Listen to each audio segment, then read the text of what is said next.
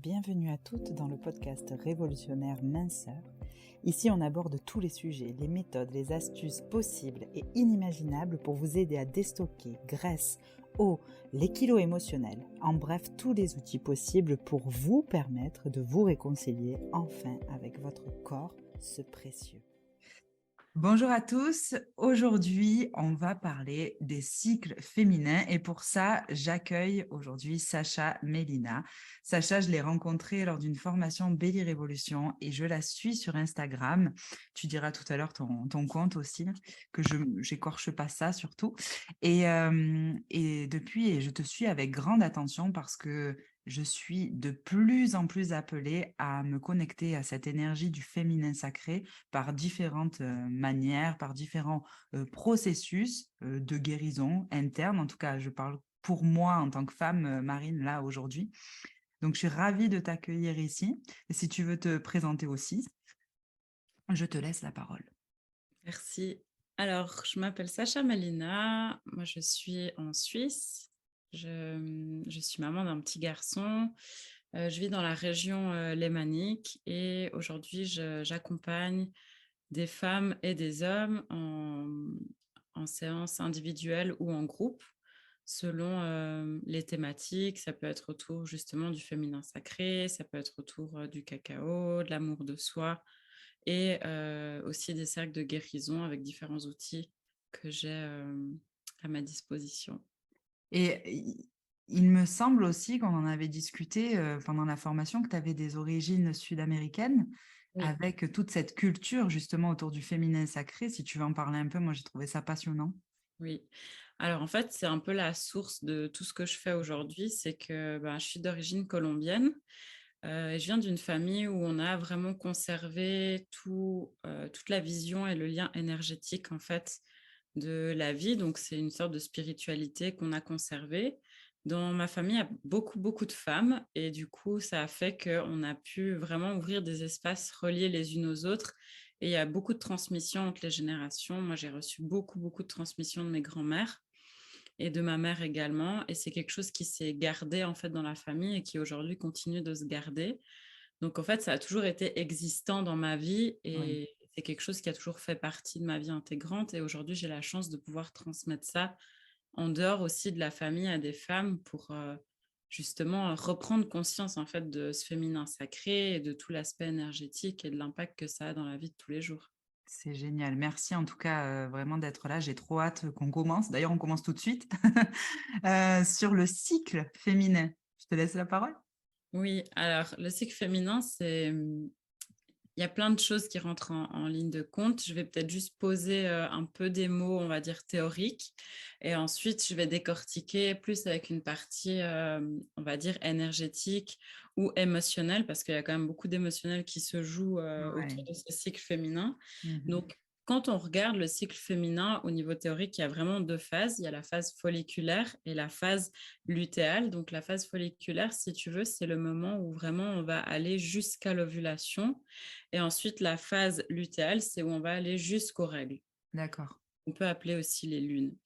Pour, on va dire, pour l'aspect énergétique et émotionnel, ces deux phases, elles sont encore divisées en deux. Donc, on se retrouve avec 4 phases en tout.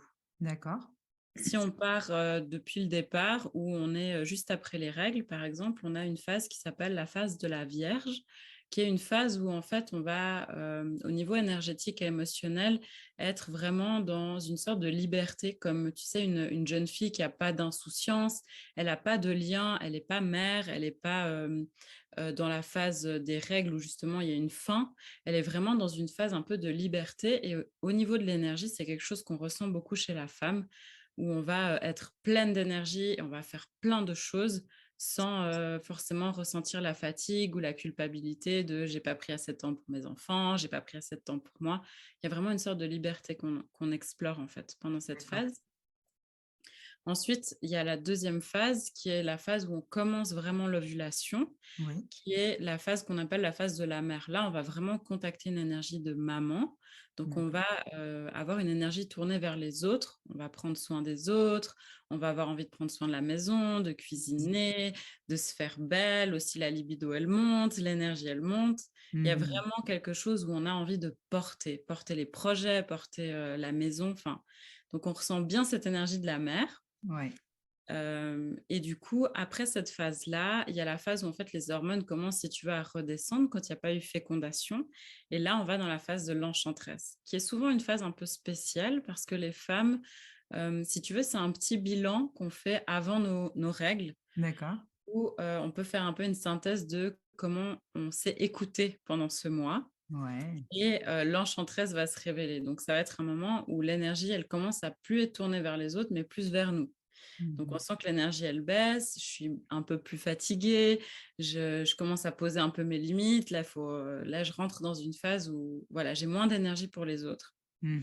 Et on va avoir plus envie de se connecter à nous, à notre corps, peut-être aussi à faire des choses pour nous. Et vraiment, au niveau du corps, souvent, c'est une période où les femmes ne le vivent pas très bien. Il y a des envies de manger, de se Eh oui. remplir, des envies de pleurer beaucoup et en fait, Mhm. cette phase-là, pour moi, elle est très importante d'observer parce qu'elle va vraiment venir nous montrer comment on a été à l'écoute de nous pendant D'accord. tout le mois précédent. Mhm. D'accord. Moins on est à l'écoute, moins on est, vraiment dans le juste pour soi, dans le respect de soi et de ses énergies, plus on va, entre guillemets, «mal le vivre». Oui. D'accord. Après cette phase-là de l'enchanteresse, on va rentrer dans la phase des lunes, des menstruations, où là, on parle de l'énergie de la sorcière. Alors, il y a plusieurs aspects. La première, c'est que, bah, physiquement, on saigne, donc on est aussi, ben, moins au taquet, on n'est pas, on va dire au sommet de notre forme. On n'a pas forcément envie de voir du monde, on n'a pas envie de discuter, d'avoir 15 000 rendez-vous. Et au niveau énergétique, ce qui se passe, c'est assez intéressant, c'est qu'on est vraiment en canal, on est connecté en fait à tous les mondes et le fait de saigner permet, de recevoir en fait énormément d'énergie et c'est un moment pour moi qui est hyper important parce que c'est là où on vient en fait canaliser nos si tu veux, nos projets ou si on a, tu vois, envie d'avoir des remèdes ou j'ai envie de créer quelque chose, bah, là, Oui. je peux recevoir l'information. Mhm. Donc, il y a un peu une phase comme ça sorcière où on n'a pas envie de voir du monde, on a plus envie d'être dans une grotte. Ça, c'est les 4 phases, un peu dans les grandes lignes. Oui. Ce qui est intéressant pour les femmes de connaître en fait ce cycle-là et de pouvoir l'observer, parce que c'est toujours par l'observation en tout cas que moi j'amène le cycle féminin, c'est de changer en fait notre vie de tous les jours. Parce qu'aujourd'hui, notre vie, elle est très linéaire, comme si on avait un cycle d'homme, tu vois, qui est beaucoup Oui. plus lent. Et du coup, on n'est pas du tout en phase avec notre cycle. Mhm. Et ça crée, beaucoup, beaucoup de mal-être en se disant: «Mais pourquoi là, j'ai pas l'énergie? Pourquoi j'arrive pas à faire ça alors que je devrais pouvoir le faire?» Et ouais, dans cette société où on est très ancré sur, enfin, et axé sur le masculin, franchement, je t'écoute avec grande attention parce que ça résonne de ouf tout ce que tu dis. Mmh, Pardon, je t'ai coupé, mais oui. Donc, de très pas bien. observer en fait nos phases, nos différentes phases, et finalement de pas les reconnaître, de pas les accepter, eh ben on va être dans de la frustration, de la colère, du mécontentement envers soi-même, donc du jugement de soi, donc d'une baisse d'énergie encore plus. Enfin bon, cercle vicieux. C'est ça et du coup, ça vient taper dans l'estime de soi, tu vois, dans la confiance et il y a aussi un lien avec les autres qui est assez intéressant. C'est que quand tu t'appropries, tu réclames en fait vraiment ce cycle féminin et en fait, je suis comme ça parce que je suis comme ça. C'est quelque chose, tu vois, on va jamais dire à un arbre en automne de pas perdre ses feuilles, ça n'existe pas dans la nature, tu vois? Mhm. Et nous, c'est quelque chose qu'on a tendance à faire dans notre vie de tous les jours et du coup, on s'en prend à l'extérieur. C'est-à-dire que si je suis dans ma phase où je suis pleine d'énergie et que ma famille ressent ça et le vit, bah, c'est super, mais au moment où j'ai moins d'énergie, si je leur dis pas que je suis dans une phase comme ça, ils vont entre guillemets, ils vont s'en prendre plein pour eux parce que Ouais. tu vois, je vais être désagréable, je vais laissez-moi tranquille, j'ai besoin de temps, puis tu te mets à pleurer, puis à crier, puis en fait, personne comprend. Mhm. Donc c'est aussi pour nous, les femmes, important d'éduquer non seulement notre vie de tous les jours et de l'aménager pour pouvoir vivre en phase, mais aussi d'éduquer nos familles nos conjoints, nos conjointes, nos enfants, nos collègues. Peu importe finalement le travail qu'on fait, tu vois, il y a toujours des petites choses qu'on peut ajuster. Mmh mh. Je te donne un exemple tout bête. Moi, avant d'être justement vraiment dans mon entreprise de développement personnel et bien-être, Oui, je travaillais dans la direction des travaux. Donc, j'étais sur les chantiers, je gérais des grosses équipes. Bah, la période, la semaine où j'avais mes règles, en fait, je faisais en sorte de ne pas avoir de rendez-vous, d'accord. de pas être en contact. Alors, j'étais forcément en contact avec des gens, mais de pas devoir m'asseoir et gérer des problèmes avec 12 personnes autour d'une table, tu vois. D'accord, oui. Mmh mh. C'est des petites choses, mais en fait, ça te change la vie. C'est comme éviter de prévoir toute ta lessive, toutes tes courses, tout ton ménage la semaine où tu as tes règles. Mais ouais. C'est des petits tips, mais qui en fait changent la vie. Préparer des soupes à congeler, à manger, enfin tu vois, faire un peu de l'avance quand tu es en pleine énergie, parce que tu sais qu'il y a une semaine où tu seras pas au taquet. Ça, c'est génial, ouais. Mmh mh. C'est ça, et de communiquer avec, aussi, bah, nos enfants, de leur dire: «Bah, là, moi, je suis dans la semaine où on va faire des activités, on va faire des choses», et du coup, de leur montrer aussi que, bah, il y a des moments où tu es ouverte, en fait. Mmh et d'éduquer nos filles aussi comme ça, c'est génial parce que tu as un petit garçon toi, hein, c'est ça? Moi, j'ai un petit garçon. Et oui, moi j'ai une petite fille aussi et je pense et mon fils Raphaël, il le sait quand j'ai mes règles, c'est fou Mmh. et il me le dit, parce que j'en parle de ça avec lui, parce qu'il a déjà vu mon sang, il a déjà vu, des taches sur les vêtements, enfin parce que quand ça arrive chez moi, les 2 premiers jours, c'est vraiment très, très abondant. Mmh. Et donc j'en ai eu parlé avec mon fils et il le sait que je suis plus «vulnérable» entre guillemets à cette période. C'est, les enfants, ils ont une intelligence quand même assez ouf. Mais Oui. oui, c'est génial de pouvoir vraiment mettre des mots dessus, surtout ce cycle, que Mmh. moi en fait j'avais pas conscience jusque-là, hein, j'en avais entendu parler, mais j'adore que la manière dont tu l'expliques et j'ai une question pour toi justement par rapport à ça. Parce que tu sais, depuis cette année, j'arrose, mes plantes avec, le sang de mes lunes justement. J'ai, j'ai vu que tu le faisais aussi. Mmh. J'ai fait un c'est que tu avais un super châtaignier, que tu avais récolté plein de c'était trop beau ce que tu avais montré, j'avais adoré. Et du coup, beh, j'avais fait un test parce que malheureusement cet été, on est parti 3 semaines, en vacances et en fait, j'ai laissé, tu sais, j'ai un balcon avec plein de fleurs, type montagnard, géranium et tout ça et ils étaient trop beaux, mes géraniums et ils étaient tout fleuris. Quand je suis revenue, tu m'étonnes avec l'été qu'on a eu, grosse canicule et tout ça et je dis: «Bon, j'ai réhydraté la terre, voilà, j'ai remué un peu tout ça» et je me suis dit: «Bon, je vais mettre le sang de mes lunes dedans, on verra ce que» et là, aujourd'hui, on est au mois de novembre quand j'enregistre et il y avait plein de fleurs. Mmh. Je sais pas si c'est ça, je sais mais je pense quand même que ça a largement contribué et donc je me sers beaucoup de ça. Alors, toi, qu'est-ce que tu en penses justement? Qu'est-ce qu'on peut en faire de ce sang de lune? Parce que moi, pour moi, c'est un véritable gâchis maintenant en sachant, en ayant pris conscience en fait de cette, même ce liquide, divin en fait qui coule, de nous, Oui. qui comme le placenta, comme, ce qui se trouve dans le cordon ombilical, enfin, tu vois? C'est Mmh. tellement incroyable, je trouve ces ressources-là. Toi, tu en Oui. penses quoi? Alors c'est vrai que pour moi, tu vois, typiquement, moi, je voyais ma grand-mère, en fait, le faire, et ma mère après, chose que je trouvais très bizarre quand j'étais plus jeune. Et puis finalement, je me suis vue le faire pareil. C'est-à-dire que pour moi, en fait, alors il y a plusieurs choses. Le sang, pour moi, c'est vraiment un sang qui est sacré.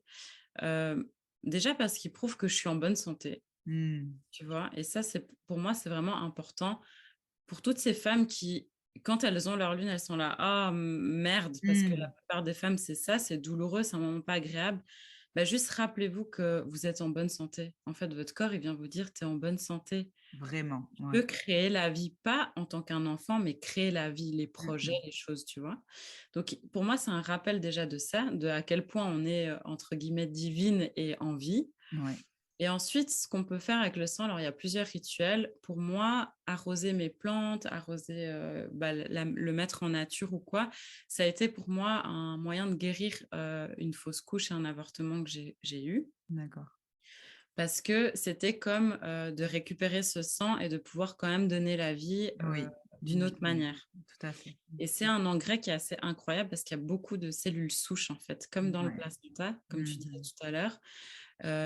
C'est un engrais assez incroyable pour les plantes, mais par exemple aussi pour toutes les personnes qui ont des problèmes de peau. tu peux diluer le sang avec de l'eau et le poser sur la peau, pour toutes les femmes qui ont de l'acné, du psoriasis ou des choses comme ça. En fait, on peut l'appliquer sur la peau et en 2 3 mois, ça guérit Ouais, complètement. Mais c'est j'ai un truc de entendu ce genre de témoignage, ouais, c'est ouf. c'est dingue, tu vois? Comme le lait maternel sur les vergetures, Mmh. ça les fait disparaître. Enfin, tout est là et comme tu dis, c'est dommage en fait d'en faire un de rien en faire. Après, il faut être à l'aise avec le sang, pouvoir le récupérer, bah, ça implique, soit une cup, soit des culottes de règles. C'est aussi de nous éduquer d'une manière différente que ce qu'on a eu l'habitude, tu vois? Complètement. Mais en tout cas, c'est sûr que pour moi, une femme, elle quand elle se rapproche vraiment de son sang et qu'elle en fait quelque chose, on est en train de toucher vraiment à quelque chose une puissance comme ça assez incroyable. Ah mais c'est ouf et tu vois, je t'en ai parlé la dernière fois en off.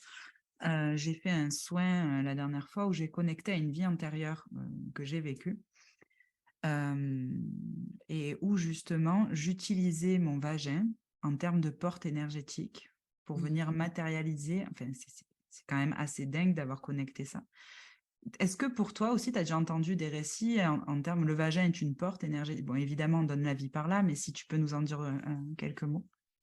Alors, en fait, entre le vagin, l'utérus, les ovaires, dans toutes ces parties-là, on a 7 portes énergétiques. Mmh. C'est des portails. Alors effectivement, bah, le vagin en soi est un portail, le col de l'utérus est un portail, Mmh. l'utérus en soi, si tu veux, c'est comme une source de savoir et les ovaires vont encore nous parler d'autre chose. Donc Mmh. on a plein de portails, dans ces zones-là et c'est pour ça que j'accompagne beaucoup les femmes pour réclamer ce pouvoir-là et reconnaître tout ça en soi. Hem, alors il y a le portail entre les autres mondes.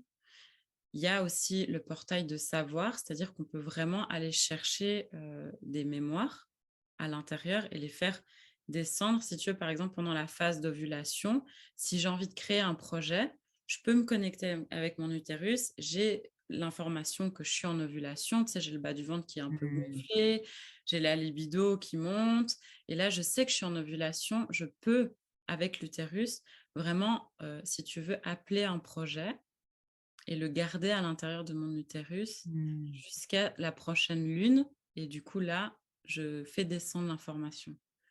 C'est assez Mmh. intéressant de travailler aussi avec ça parce que c'est vraiment des portails comme tu dis. Mmh. Portails entre d'autres mondes, mais aussi entre nous et nos lignées, D'accord. nos vies antérieures, enfin voilà, c'est vraiment plein de portes. Et est-ce que chaque portail est attribué, je sais pas, tu as le col de l'utérus, à peut-être, justement le projet, la matérialisation, enfin voilà, les ovaires peut-être à d'autres mondes ou pas du tout? Ça n'a rien à voir? Alors de mon expérience, ça va être, pas forcément, toujours la même chose. C'est-à-dire que, par exemple, le col de l'utérus peut être pour moi un portail à d'autres mondes, en étant seul de moi à moi. Mais par exemple, pendant la sexualité, on peut aussi l'utiliser pour portail pour le couple, pour la famille, tu vois? Pour venir Mmh. vraiment faire descendre une énergie, pour plusieurs. D'accord. Après, pour moi, les ovaires, en fait, ce qu'il faut savoir, c'est que l'ovocyte, là où si tu veux, ce qui nous indique qu'on est en ovulation, les ovocytes qu'on a, ils sont déjà tous faits quand on vient au monde. Oui, Donc, quand moi, j'ai été créée dans le ventre de ma mère, si tu veux, mes ovocytes se sont construits. oui. Et ce qu'il faut savoir, c'est l'ovocyte qui m'a porté moi, C'est il a celui de été ta grande. fait dans le ventre de ma grand-mère. Ouais, Donc, quand moi, je me relie à mes ovaires, je vais vraiment me relier à ma lignée. complètement. Ouais, de c'est Ça me on donne les a frissons. mais oui, de fou parce qu'en fait, quand j'ai fait ce soin, je suis en pleine libération de ma lignée en ce moment. Et c'était une vie dark que j'ai connectée, tu vois? Vraiment très dark et en fait, j'étais un genre de sorcière et je me servais de ce portail, mais pour créer des choses entre guillemets «dites négatives», même si je considère que la polarité positive-négative, c'est juste un point de vue dans cette réalité et que, il y a des âmes qui sont là pour, évoluer dans le négatif et d'autres dans le ce qu'on appelle le positif ou dans le neutre ou peu importe, enfin, j'ai vraiment pas du tout de point de vue par rapport à ça. C'est juste que j'ai senti à quel point cette zone était un portail pour connecter nous, elle ju justement dans notre vie, elle connectait aux autres mondes et elle Oui, demandait des contributions via ce portail-là. C'était dingue ce que j'ai porté, mais ce que tu dis par rapport aux lignées. Et j'étais en plein travail de lignée. Et quand j'ai fait ce soin, mon intention, c'était justement par rapport à ma lignée, la féminité. Mhm. C'était ouf. Et d'avoir capté ça, c'était, enfin voilà, juste dingue. J'avais envie qu'on en parle justement de cette porte, de ces portails différents. Mais Et, pardon, excuse-moi. c'est très beau. Ah oui, oui, oui, c'est une occasion de guérir encore qui est là, et je suis très, très heureuse de l'avoir saisie, vraiment. Mhm. Du coup, au niveau de rituels de guérison du féminin sacré, qu'est-ce que toi, tu proposes? Alors, il y en a beaucoup. Alors, je dirais que ces différents outils, si tu veux, quand on va travailler en groupe, je propose ce qu'on appelle des tentes rouges. C'est des espaces de parole, au niveau culturel, c'est assez ancestral, c'est difficile de trouver vraiment, si tu veux, une origine, parce qu'on retrouve vraiment quand on va chercher dans chaque culture qui est ancestrale et qui a gardé ça, on retrouve toujours à un moment donné, pas forcément sous une tente rouge, mais à un moment donné où les femmes se retrouvaient lors de leur lune. Mmh. Parce que quand on est en communauté, quand on vit en communauté en femmes, on règle en même temps.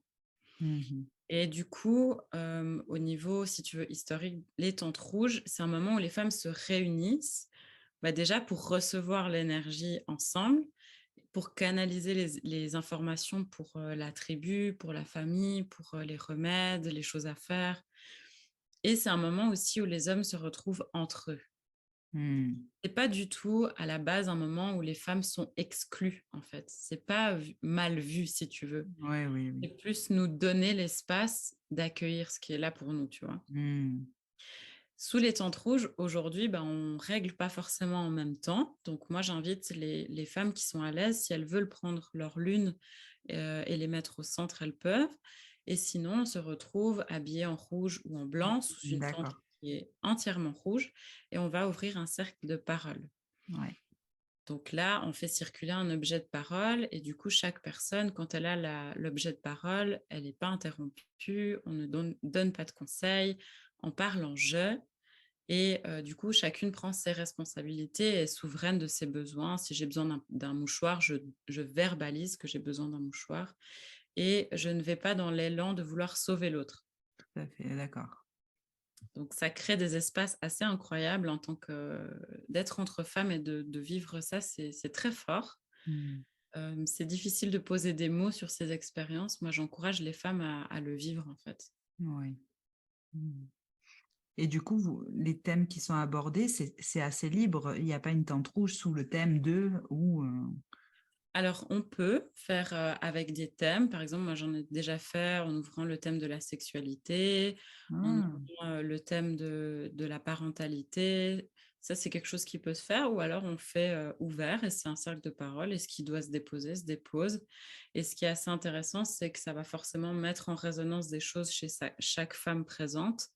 Donc on va, voilà, déposer des fois sans qu'il y ait un thème, on va tout déposer sur un thème en particulier. c'est parfait, ça, j'adore. J'adore ces espaces. D'ailleurs, j'ai créé, bon, là, c'est en ligne hein, que je le fais. Mon premier cercle de femmes en ligne, je vais l'ouvrir à chaque nouvelle lune. Mmh. Et il y aura des intervenants aussi différents.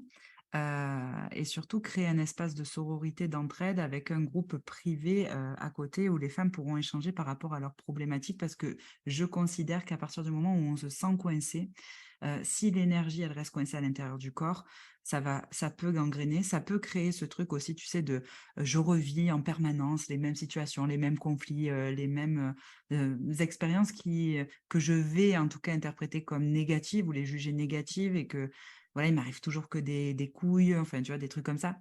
Alors qu'une fois que la parole est libérée, c'est déjà un grand acte symbolique que de venir déposer justement ces mots MAUX en mots Mmh. MOTS dans un groupe, au sein d'un groupe. Et en fait, les femmes, et de tout horizon et de tout âge, c'est génial parce que je pense que chacune d'entre nous, on est passé par la phase où la femme est en train de passer, etc. Et que le corps d'une femme mue en permanence et que la vie, c'est des vagues et que des fois, tu es au creux de la vague, il y en a et comme en fonction du cycle, c'est exactement Oui, ce que c'est tu ça. disais et voilà et au bout d'un moment, tu es au sommet de la vague et des fois et tu aides en fait ta consoeur à remonter doucement la vague.